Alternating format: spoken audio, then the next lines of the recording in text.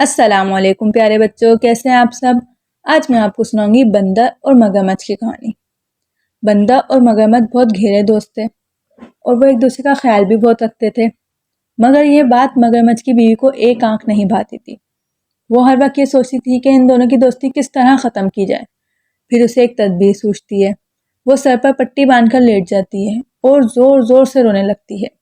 جب مگرمچھ گھر آتا ہے تو وہ دیکھ کر پریشان ہو جاتا ہے اور بیوی سے رونے کی وجہ پوچھتا ہے تو وہ کہتی ہے کہ میری طبیعت بہت خراب ہے۔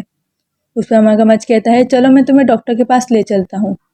اس پر اس کی بیوی کہتی ہے کہ میں ڈاکٹر کے پاس گئی تھی پر وہ کہتا ہے کہ تمہارا علاج بہت مشکل ہے۔ یہ بات سن کر مگرمچھ بہت پریشان ہوتا ہے اور وہ کہتا ہے کہ مجھے پوری بات بتاؤ۔ مگرمچھ کی بیوی کہتی ہے ڈاکٹر نے کہا ہے بندر کا دل تمہارا علاج ہے، تم اگر بندر کا دل کھاؤ گی تو ٹھیک ہو جاؤ گی ورنہ چند دنوں میں تمہاری موت واقع ہو جائے گی۔ اب مگرمچھ پریشان ہوتا ہے اور سوچتا ہے کہ اب ایسا کیا کرا جائے۔ جیسا کہ آپ کو پتا ہے کہ مگرمچھ میں وفا بالکل نہیں ہوتی۔ وہ بندر کے پاس جاتا ہے اور کہتا ہے بندر چلو میری پیٹھ پر بیٹھ جاؤ، میں تمہیں دریا کی سیر کرواتا ہوں۔ اس پر بندر بنا سوچے سمجھے اس کی کمر پر بیٹھ جاتا ہے کیونکہ وہ دونوں بہت اچھے دوست تھے۔ جب مگرمچھ بیچ دریا پر پہنچتا ہے تو کہتا ہے میرے دوست مجھے معاف کرنا، میرے پاس اس کے علاوہ کوئی اور حل نہیں ہے۔ بندر بولا کیا مطلب تمہاری اس بات کا؟